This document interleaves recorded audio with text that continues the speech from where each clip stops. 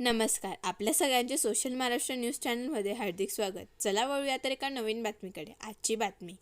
काँग्रेसचे माजी आमदार कुणाल पाटील हे भाजपाच्या वाटेवर असून आज त्यांनी आपल्या कार्यकर्त्यांचा संवाद मेळाव्याचे आयोजन केले.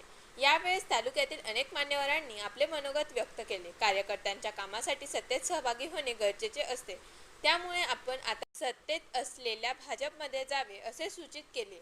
त्या मेळाव्याला तालुक्यातील मोठ्या संख्येने कार्यकर्त्यांसह महिला भगिनी मोठ्या संख्येने उपस्थित होत्या. तुम्ही ऐतिहासिक लोक आहात. तुमच्या 3 पिढ्या 2 पिढ्या माझ्यासारखा 1 पिढी असलेला अशा सर्व कार्यकर्ते आपण इथे उपस्थित आहात. आपण या कुटुंबाला अतिशय प्रेम दिलं. या कुटुंबाच्या बाबतीत आपण अतिशय प्रामाणिक राहिला. आपण सगळ्यांनी आदरणीय जागी साहेबांचं आणि या जगापुरता कोणताही संदेशशास्त्राचं प्रामाणिकपणे पाळलेला आहे. मित्रांनो, काँग्रेस पक्षाची धुरा या कुटुंबाने अतिशय या खानदेशमध्ये चांगल्या पद्धतीने आपल्या खांद्यावर घेतली. आदरणीय चुरावन अण्णापासून दाजी साहेब आणि कुणाल भावांपर्यंत साहेबांनी त्यांच्या राजकीय जीवनामध्ये काँग्रेस पक्षामध्ये विविध पदं भूषवली आणि त्यांनी पदं भूषवत असताना, मंत्री पदं भूषवत असताना बऱ्याच दुसऱ्या पक्षाच्या आमदारांना सुद्धा त्यांच्या राजकीय जीवनामध्ये मदत केली. आदरणीय दाजी साहेबांनी काँग्रेस पक्षाचं काम करत असताना आपल्या पक्षातील अन्याय सुद्धा सहन केला. आपल्याला सगळ्यांना माहिती आहे की साहेबांना बऱ्याच काळासाठी मंत्रिपदासाठी सुद्धा दूर ठेवण्यात आलं, पण साहेबांनी पक्षावर निष्ठा ठेवून पक्षाबरोबर काम केलं. आदरणीय साहेब हे एकनिष्ठ काम करत असताना आपल्या सर्वांचे नेते आदरणीय कुणालबाबा पाटील यांना सुद्धा त्यांनी राजकीय कामात सुरुवात करायला सांगितली आणि बाबांनी आपल्या राजकीय कामाच्या सुरुवातीस बाबांना 2 वेळेस अपयश आलं. बरेच लोक म्हणतात आता एक पिढी फिरते, बाबांना संघर्ष माहिती नाही. तुला काय माहिती, बाबा इतका संघर्ष करणारा माणूसच नाहीये. तुम्ही सत्तेशिवाय राहू शकला नाही. अरे आम्ही बाबासाहेब राजकारणात जसे आले तेव्हा विरोधातच आहोत ना. बाबा जरी आमदार होते पण सत्तेत नव्हतो. संघर्ष आमचा 10 वर्षापासून चालू आहे. परंतु राहिला पक्षाचा आणि एकनिष्ठेचा विषय, तर 3 पिढ्यांपासून आम्ही एकच पक्ष आणि एकच झेंडा या कुटुंबाने तालुक्यात दाखवला आहे. आणि जे लोक तुम्ही आम्हाला सांगताय 6 महिने, ते लोक एका पिढीमध्ये 3 पक्ष बदलून तुम्ही आलेले मित्रांनो. म्हणून तुम्ही आमच्याकडे 1 वोट करा, आम्ही तुमच्याकडे 4 वोट करू. ही काळजी देखील तुम्ही घ्या आणि भविष्यात बाबासाहेब सर्वांना न्याय देतील. मित्रांनो, बाबासाहेब इथं जमलेला प्रत्येक कार्यकर्ता हा कुठला पक्ष बघून आलेला नाही. हा फक्त कुणाल पाटील हे नाव बघून आलेला आहे. मेरा पानी उतरते देख कि घर मत बसा लेना. मेरा पानी उतरते देख कि घर मत बसा लेना. मैं समंदर हूँ पर फिर लौट के आऊंगा. हे काय मला सांगायचं. मित्रांनो, सर्वांनी सांगितलं की काय करायला पाहिजे, कसं करायला पाहिजे, पण मी थोडं वेगळं सांगतो. जेव्हापासून साहेबांचं बाबासाहेबांचं सुरू होतं किंवा बाहेर चर्चा या पक्षात जातील त्या पक्षात जातील, त्यामुळे काही लोकांची पायाखालची वाळू सरकत होती.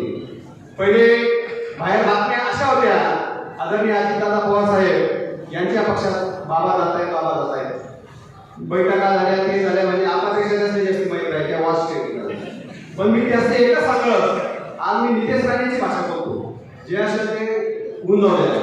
पण जेव्हा अजितदादाच्या पक्षात जायचं हे फायनल झालं, म्हणजे होणारच होतं, तेव्हा या ज्या शिशोरे लोक आहेत यांचा बाप म्हणजे फडणवीस साहेबांनी स्पेशली वैयक्तिक बाबासाहेबांना अजितदादांना फोन केला आणि कुणाल पाटील हा राष्ट्रवादीत घेऊ नका, मला माझ्या पक्षात घ्यायचं आहे.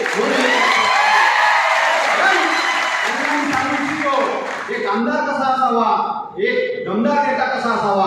आमदाराकडे विजन पाहिजे, आमदाराकडे गोरगरीब लोकांची कामं करायची क्षमता पाहिजे, विकास कामं आणण्याची क्षमता पाहिजे. पण या ऍक्सिडेंटली झालेल्या आमदाराने 8 महिन्यामध्ये काहीच दिवे लावले नाही. फक्त कुणाल बाबांची सुगिरीची चौकशी, जवाहर मेडिकलची चौकशी कोणती माहितीये का? जे आपले गोरगरीब रुग्ण महात्मा ज्योतिबा फुले आरोग्य अभियान मधून लाभ घेतात ते सुद्धा बंद करावा. हे इतके खालचे धंदे, हे आजचा ऍक्सिडेंट झालेला आमदार गावागावामध्ये छोटे भांडण करते राहिले तरी फोन करायचे आणि जे बाबासाहेबांचे माणसं आहेत त्यांना मध्ये टाका. ही खालची भाषा करणारा हा आमदार आपण ऍक्सिडेंट निवडून दिला. पण जे वरचं नेतृत्व असतं ते एकदम चाणाक्ष असतं. त्या नेतृत्वाने संघर्ष होतं आणि हा लावणे टिकणारा घोडा नाही गेला. त्यामुळे आदरणीय बाबासाहेब कोणाजी पाटील यांना सांगितलं की तुझंही गरज मला माझ्या पक्षात आहे. त्यामुळे मित्रांनो सर्वांना एकच कळकळीची विनंती आहे, हे आदरणीय बाबासाहेब यांच्या पाठीशी आपण सक्षमपणे उभे राहूया. आणि साहेब तुम्ही जे बांधणार ते तोरण आणि तुम्ही जे सांगणार ते धोरण ही अवलंबणारी मंडळी आज येथे उपस्थित झालेली आहे. शिक्षण संस्था असतील सर्व प्रकारच्या संस्था बाबांच्या ताब्यात आहे. गेली अनेक वर्ष आपण राजे साहेबांच्या बरोबर काँग्रेस पक्षामध्ये काम करतोय. राजे साहेबांनी या तालुक्याला कुटुंबाप्रमाणे जोपासलेलं आहे. प्रत्येक कार्यकर्त्याला न्याय देण्याचं काम केलेलं आहे. त्याचप्रमाणे राजे साहेबांनंतर बाबांनी देखील पूर्ण तालुक्यातील प्रत्येक माणसाची नाळ ओढून लहान मोठ्या कार्यकर्त्याला आपल्या उरामध्ये सामावून घेण्याचं काम बाबांनी केलेलं आहे. अशा परिस्थितीमध्ये अचानक निवडणुका झाल्या 6 महिन्यापूर्वी आणि आपल्याला अपयशाला सामोरं जावं लागलं. आज तालुक्याची परिस्थिती विचित्र झालेली आहे. 6 महिन्यापासून बाबा आणि आम्ही सारखे तालुक्यात फिरतो. तालुक्यातील प्रत्येक माणूस हा बाबांजवळ येतो. प्रत्येक गावात गेल्यावर काही गावामध्ये अशी परिस्थिती नाही की या गावात बाबा आमदार नाही असं कोणाला वाटत नाही. बाबा ज्या गावात जातात तिथे सर्व माणसं जमा होतात आणि आजही बाबा आमदार होते त्याच पद्धतीने बाबांना कामं सांगतात. बाबा विचार करतात की ते लोकांना अजून पण वाटत नाही की मी पडलोय असं. अशी परिस्थिती आज आपल्या तालुक्याची झालेली आहे.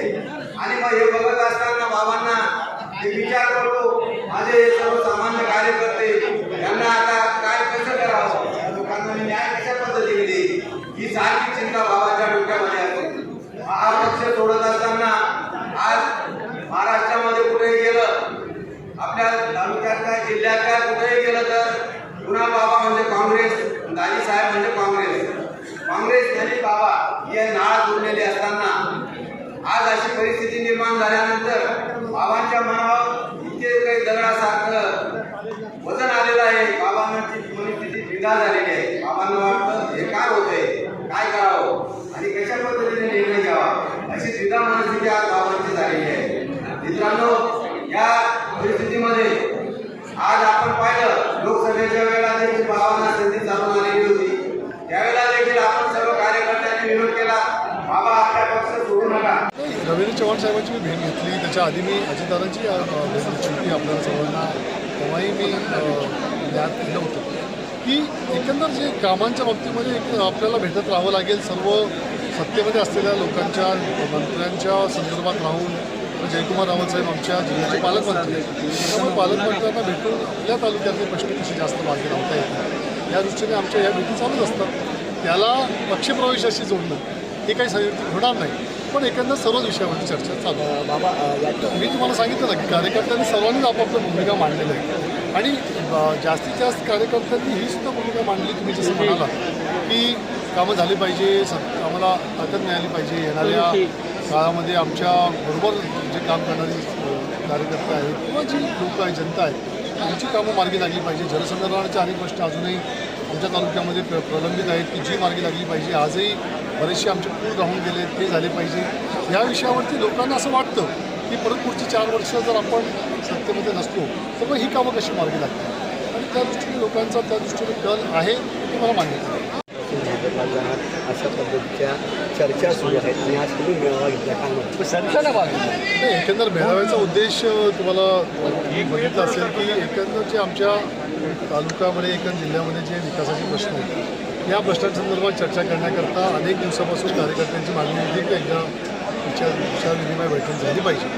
आणि त्यामुळे जे काही राहून गेलेले प्रश्न होते, काही मागच्या सरकारच्या काळामध्ये मंजूर केलेल्या ज्या योजना होत्या ज्या अजून पूर्ण होत नाही आहेत, काही रस्ते काही बंधारे आम्ही जे सुरू केले होते त्यांची अजूनही सुरुवात झाली नाही. वर्क ऑर्डर्सला काही विषय पेंडिंग आहेत, ते कामं सुरू करण्याच्या संदर्भामध्ये कार्यकर्त्यांच्या मागण्या होत्या. इतर जे नवीन विषय आहेत त्याच्याकरता कार्यकर्त्यांची इच्छा होती की विकास कामांच्या संदर्भामध्ये एक बैठक झाली पाहिजे आणि त्यामुळे मग आज तालुका काँग्रेस कमिटीची एक बैठक आम्ही आयोजित केली. त्याला सगळेच आमचे कार्यकर्ते पदाधिकारी उपस्थित होते. तुम्ही जो विषय घेताय पक्षप्रवेशाच्या संदर्भामध्ये, त्या विषयावर सुद्धा त्या ठिकाणी कार्यकर्त्यांमध्ये चर्चा झाली आणि कार्यकर्त्यांनी त्यांची आपापले मतं प्रत्येकाने मांडली आहेत आणि त्यांच्या भावना त्या मोकळेपणाने या संपूर्ण प्रक्रियेवर त्यांनी मांडल्या आहेत. त्यामुळे कार्यकर्त्यांच्या भावना ज्या आहेत त्यांचा एक विचार करून सर्वसाधारणांचा विचार करून त्याच्यावर. बातमी आवडल्यास चॅनलला लाईक व सबस्क्राईब करा व दररोज अशा नवनवीन बातम्या पाहण्यासाठी चॅनलला फॉलो करा. धन्यवाद.